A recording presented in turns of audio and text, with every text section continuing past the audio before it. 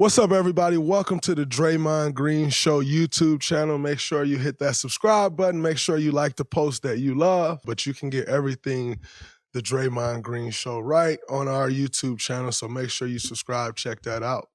Thank you. What's up, everybody? Welcome back to the Draymond Green Show. We have another live stream on the Bleacher Report app. Make sure to subscribe to the Draymond Green YouTube channel if you haven't already. There were a couple great interviews, I thought, that went out last week. One with the great Isaiah Thomas, Detroit Piston bad boy, two-time champion, Finals MVP, Isaiah Zeke Thomas. And one with Paul Pierce, The Truth. Actually one of my favorite episodes. Both of those episodes were actually two of my favorites. Zeke, obviously, having the connection to the state of Michigan and Detroit Pistons and Bad Boys, and obviously being backcourt mates with Joe Dumars, who I've shared with you all before is like a father figure in my life, has been for 15 plus years. So there's that.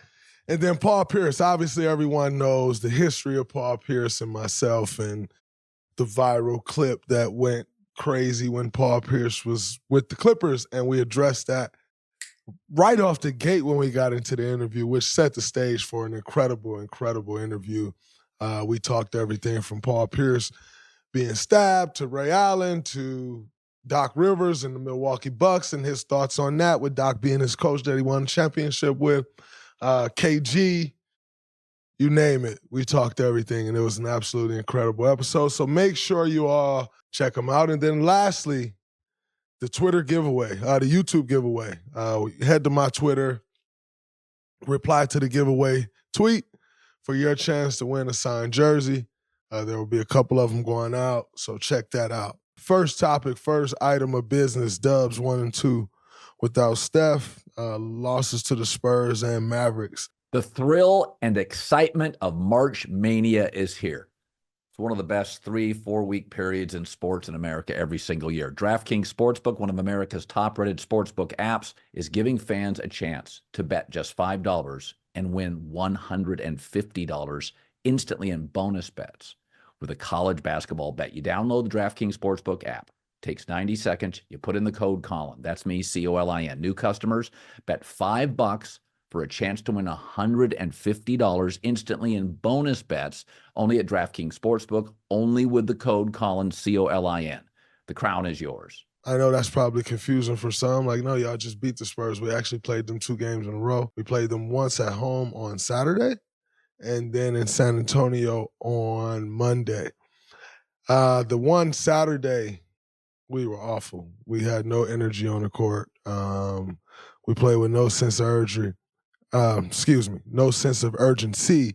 And the Spurs kind of got what they wanted. That was without Wemby. That was without Devin Vassell. But sometimes when you play teams without their best players, that actually makes them a little tougher to play in this league, which is a very weird thing because you just don't know what to expect. And so you don't know what to expect from an offense because obviously when your best player's on the floor, you go to certain things. And then all of a sudden you take your 2 best players out and you're kind of just random all over the place. And guys who don't normally get the shots are getting the shots and you don't really know how to react to it. And so needless to say, no excuse. They absolutely destroyed us at home. We actually looked like we didn't belong on the same floor. Coming back in San Antonio on Monday, Victor Wembanyama being back, Devin Vassell being back, we actually won that game pretty handily, took control. We took control of the game. Chris Paul had 19, 9, and 8. Vintage CP game. Jonathan Kuminga was really good. Clay got it going a bit in that game. And we were in our defense, we were flying around and we were able to take control of that game in the third and not have any issues with that game. And we're going to talk a little bit about that game in a few. Victor Wembanyama, we must talk about. Very interesting things to say about Victor Wembanyama. And then moving on, we ended up losing to the Mavericks last night. I also didn't play in that game. My back has been bothering me for like 4 or 5 games, and I've kind of been going through it, like just playing through it and playing through it. getting we have the absolute best training staff in the league. I would put my money on that. Rick and Danny and Yoder. And so, they're doing things to get me back to a good space to go in the game. And then third quarter or so, it just locks all the way back up and you kind of grinding through the rest of the game, just trying to get to the end. Next day, not in a good space, can't really get on the court even if I want to get some work in, and then kind of getting it back to a good space to go back out there and play. And so the hope is that, and not having a game since Monday for myself, not playing in the Dallas game, that as opposed to getting it back to a place to where it's like, all right, I can get out there now, that those extra couple days will allow it to go away because it's just no fun. Just getting it to a space where I can get in the game and then it locks back up. And it's painful. And it's also has been kind of in that same area that I had the issue before. And so the way I view it is like my body keep giving me these warning shots, listen to them before you have to listen to them. You can't do nothing. And so that is why I missed last night. And, I talked to y'all about the injury before when I was out with the back injury, and I had to relearn how to walk and relearn how to run and relearn how to jump and find my coordination again on the court. I'll never forget first getting back on the court and running, thinking I can do just a simple jump off my left foot layup. And it was so uncoordinated, I didn't know how to do it. I threw the ball off the glass. And that was within 7 weeks of me getting back on the court. And then we obviously went on to win a championship. And so it's just something that, number one, is a little scary. But number two, don't really want to mess around with. Back can be dangerous. So my plan and hope is to play Saturday, obviously hoping that things continue to trend in the right direction. That would be my goal, to play Saturday.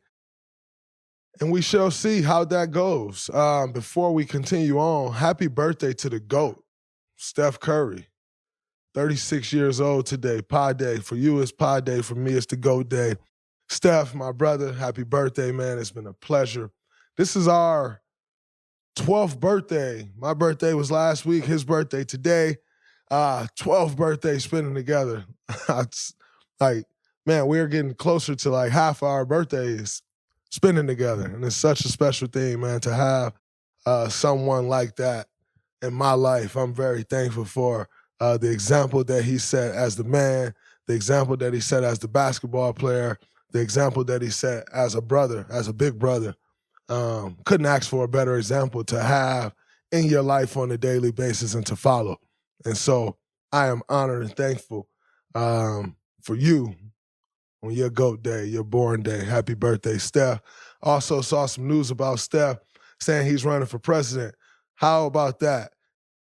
And I actually think Steph Curry could be the president. And I actually think Steph Curry would be a great president. And the news that you all did not know you needed was Draymond Green would be in the White House in some form or fashion. And none of y'all thought y'all needed that news and you never could have believed it.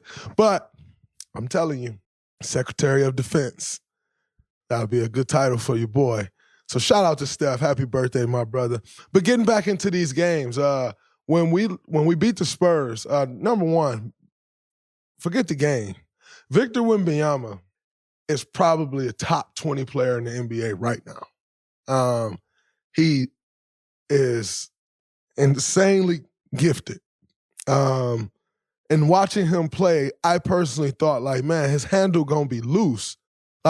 His handle actually ain't loose. He passed the ball and got a great handle on it and it's tight. And shout out to the San Antonio staff, because some of our front office, Ryan Atkinson, who's always on the road scouting quite a bit, was saying, San Antonio has helped him with that. His handle was not that good. Yes, he could dribble the ball, but they've helped him a lot with his handle. You look at Tim Duncan's, you look at the Kawhi Leonards. Tony Parker was not the player that Tony Parker ended up being when Tony Parker arrived in San Antonio. You look at all of those guys, we know that their development staff, Coach Pop, Chip England was there for years doing the Chip, moved on. But we know that their development staff is absolute top of the line. Listen, I don't care how good of a prospect you are. If you get to the NBA and you don't have a good development staff, you're going to continue to be just that, a good prospect. Now, that also requires you to put the work in. What I hear about Victor Wembanyama, my college teammate, my brother, former college roommate, Raymar Morgan, told myself and Travis Walton about Victor Wembanyama 3 years ago before Victor Wembanyama's name even started popping up. Raymar played with him in France on Tony Parker's team, and he's like, man, I got this 15, 16-year-old on my team. I'm telling y'all, he's going to be the number one pick in a couple years.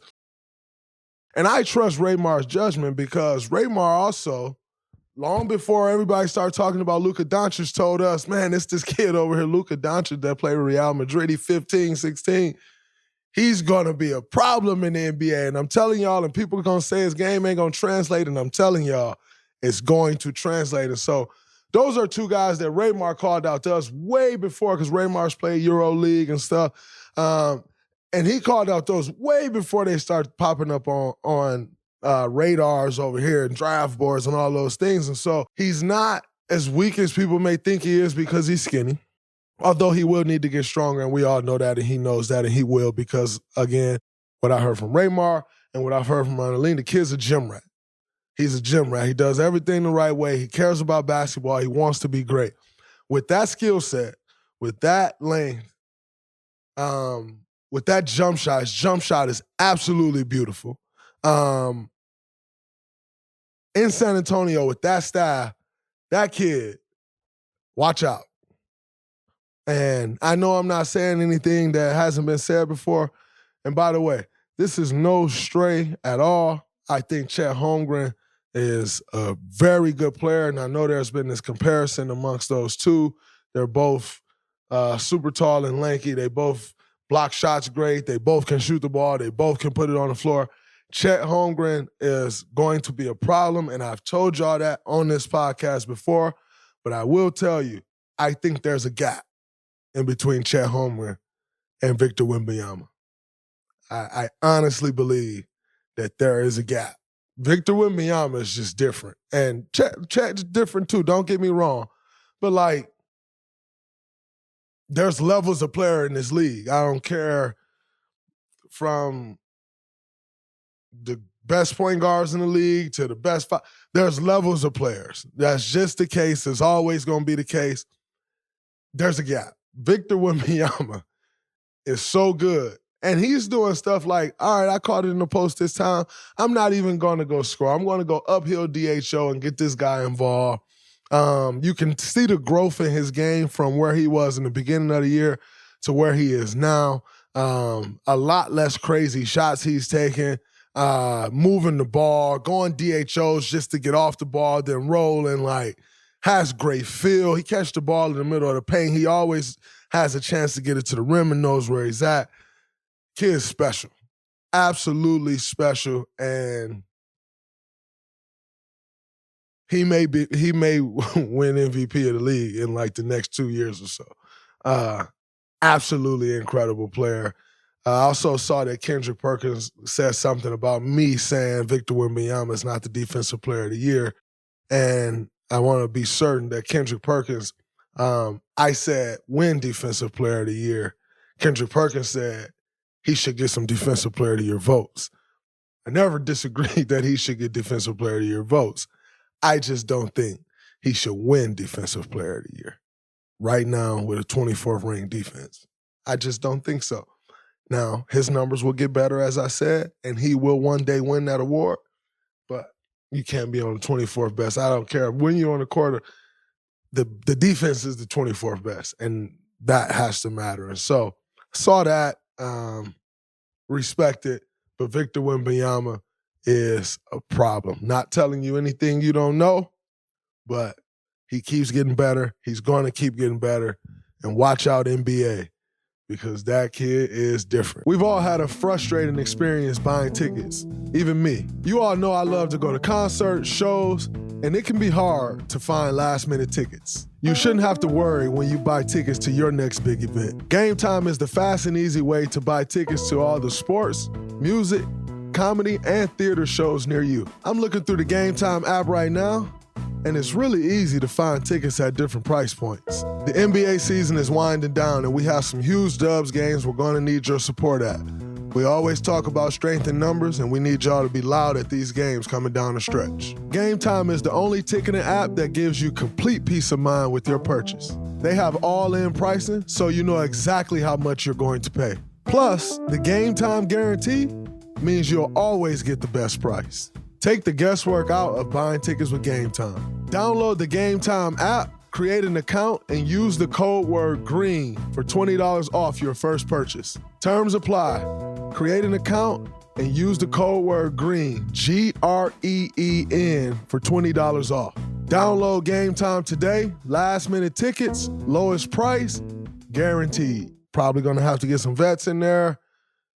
But I think with Victor Wembanyama, you all of a sudden you were looking to rebuild, you can turn that notch up fast because he's that good. So that was Victor Wembanyama. Dubs have lost 4 of the last 6 after having a very strong February. Man, and honestly, it sucks. Obviously, we know the race that we're in with the play-in race, and kind of right there in that 9th, 10th spot right there with the Lakers. Dallas and Sacramento/Phoenix has gotten a few games up on us with us dropping 4 of the last 6. I think we still can make a push. I still feel good about our chances. Hopefully, get the GOAT back this weekend, Steph, against the Lakers. I am hearing that he's practicing on Friday. That's what I've been told. That's what you all have heard. And hopefully that puts him back on the court on Saturday. I think we can still turn it around. And then the loss yesterday to the Mavs. That Mavericks team looked good. I thought they got some good pickups, and obviously you got Kyrie and you got Luka. Kyrie is so good at basketball. And I know a lot of people like to hate Kyrie. And the way he lives his life and his views on certain things, you can hate on those things all you want. But there's not many people in the NBA that can score the ball better than Kyrie Irving. And there's not many people in the NBA that a defense is more fearful of and what they need to try to do to stop Kyrie Irving. Because he's a great finisher at all levels. He can shoot the 3 with the best of them. His mid-range is right up there with the best of them. And he's as good a finisher as there is in the NBA. And that is including Victor Wembanyama. That is including Daniel Gafford, who's made 30 shots in a row. Kyrie Irving is as good a finisher in the NBA as there is. And the pressure that Kyrie Irving puts on the defense, because he can do it at any level with size don't matter. Kyrie Irving is a problem, and it's great to see Kai back out there on the court thriving, doing what he enjoys without all the noise, without everybody jumping on him about his views on things, and just out there playing basketball and being the Kyrie Irving that we've all watched for the last 13 years. Absolutely beautiful. So we got the Dallas team a couple more times. Those will be big games for us. Obviously, with what the standings are coming down to, I think we got the Lakers one more time, maybe 2. 2 more games with the Lakers, which those are also big games. You figure those games kind of count as 2 because if you lose one, they pick up a win. Kind of counts as 2 games when you're right there in the race. So we need to try to make sure we take care of those games. And moving forward, another play-in situation right there on the brink. Last night, Kings and the Lakers played. I see everybody making such a huge deal out of AD being 0-10 facing Sabonis. And everybody's like, is that a coincidence? Is that, do you make anything of that? And it's interesting because the first time I ever heard of it was AD being 0 for 9. And then you go into a road game at SAC, you lose the game, and everybody's like, oh, see, now he's 0 for 10. And so I actually view that as one of those coincidence type things. Do we really believe that Sabonis is better than AD, or could he be a tough matchup? Of course, everybody has tough matchups. But you also can't make it just about Sabonis and AD, because the reality is Sacramento offense does run through Sabonis, but not in a manner of like, I'm busting your ass or you, but like it ain't that. Like those, it's not like mano a mano like this record is trying to make it out to be. You can't ignore De'Aaron Fox. De'Aaron Fox has been better than any point guard the Lakers have had over the last couple of years. There's this thing called addition by subtraction. I don't know if you all remember, but Malik Monk was here with the Lakers, revitalized his career, and played well, and then went to Sacramento. So they also plucked one of their guys and they're actually using them, and he's playing really well. And so I think it's more of a coincidence than like, oh, it's just that thing, like they're beating them. And so that was a big game in the standings as well. It was also great for us that the Lakers lost, kind of keep us right there with the same amount of losses. So it'll be important for us to try to go out here on Saturday and take care of business. The Denver Nuggets are 10-1 since the All-Star break, with their only loss coming to the Suns in overtime. They just moved back into the number 1 seed in the West. I think things will stay that way. They are gearing up for the playoffs. They are a championship team, and they're figuring out, all right, we've stayed right in the mix all season. Now it's time to turn it up after the break, and they're doing that. I think, things gets tougher for the Minnesota Timberwolves with Cat being out.